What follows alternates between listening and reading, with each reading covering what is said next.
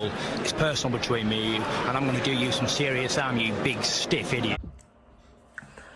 The Untouchable True School Sports Empire proudly presents something the boxing game's been missing. Hey, what's going on? It's your boy BT, and I came here to talk some boxing with the thousands of True School Sports subscribers. All right, so really interesting stuff. We know that the big card in Saudi Arabia for the Day of Reckoning, as they dubbed it and called it, just passed. Really and truthfully was what I thought it was going to be. And actually, there was more mismatches on that card than I even thought there were going to be, because Parker versus Deontay Wilder turned into a mismatch. Anthony Joshua versus Otto Wallin turned into a mismatch. So it was actually a card full of glorified mismatches. Even though I enjoyed it and it was great seeing a lot of big names be active, a lot of the fights were mismatches. But shout out to the Saudis anyway for trying to put on and putting on a really great event for the boxing fans with a lot of big names, right? But two of the guys that featured in those mismatches, that one was the WBA light heavyweight champion Dmitry Bivol and the lineal Ring Magazine cruiserweight champion Opetaia. They both won respectively. Bivol scored yet another decision against Lyndon Arthur, and Opetaia blasted out Ellis Soro in one round. So now it's been reported that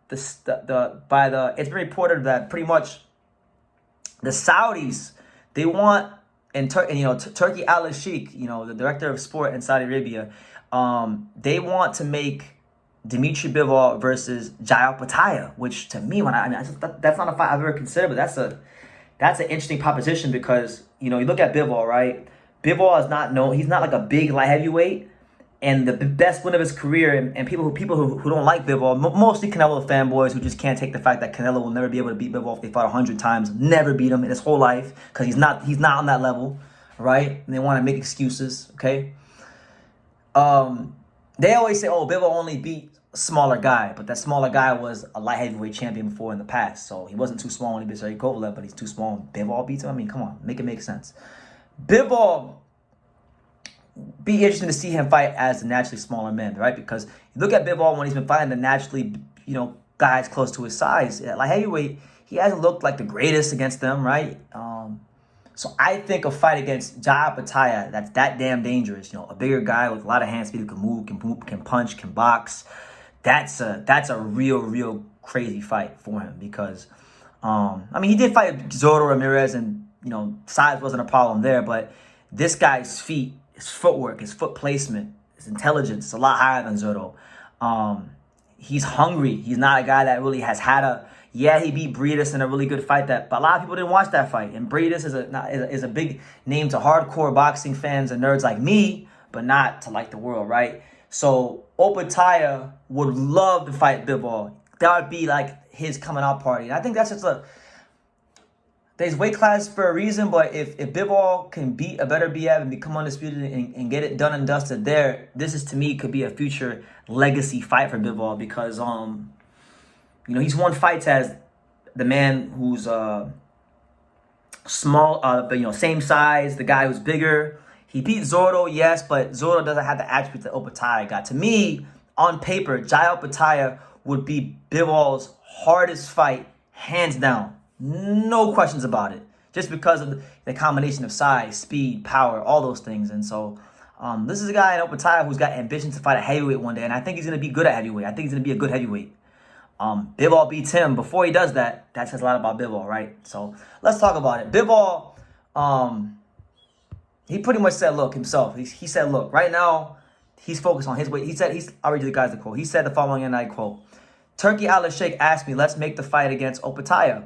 To be honest, I told him I want to do everything in my weight division, and then maybe I'll move up. But right now, I am focusing on the light heavyweight division. So there you have it. And obviously, Opetaia has been very respectful and expressed that he is an admirer. He's a fan, like many of us are in boxing, of Dmitry Bivol, and he would love the idea to share the ring with him. And look, the way I see it is this, from the Opetaia side of things.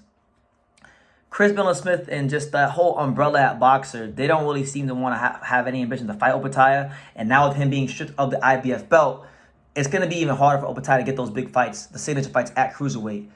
And even the ones he probably could get against the champions would be against the lower profile champions like a Noel McCallion, right? So there's not a lot there for Opetaia as far as big names in the cruiserweight division. So if this opportunity is ever presented to him, it makes a lot of sense for him to take it because obviously Bivol is a big name, and Bivol would be the first pound-for-pound guy he'd ever fought in his career. And it'd be a chance for Opetaia to be in a real big fight, and it'd be a chance for Opetaia to really show what he could do against another A-level guy, right? So I love the fight for him. I love the fight in so many ways for him, and I hope sometime down the future this is something that gets explored. And look, I'm gonna say it like this: even if he can't get Bivol, and I'm gonna throw this out there because I've noticed this. People like to call out Bivol in the higher weight classes, but they don't like calling out Beterbiev. So my thing is this: if Beterbiev, I'm picking Beterbiev to beat Bivol. If Beterbiev beats Bivol, then I think Opetaia should try to fight him as well, because Beterbiev is definitely punching hard enough to be a cruiserweight. Beterbiev has dropped Usyk when he was amateur in the heavyweights. Beterbiev regularly spars with heavyweights like Arslan Bekmambetov, so he can handle a heavyweight punch, let alone a cruiserweight punch. So I think that fight actually might even be better than Bivol versus Opetaia. Beterbiev versus Opetaia, because Beterbiev would actually give Opetaia something to worry about more with what he's packing as far as punching power and boxing skills and conditioning and things like that. So I would love that fight, and I hope that's a fight that if he, whoever wins between Bivol and Beterbiev, if they fight, because Beterbiev still got to fight Callum Smith.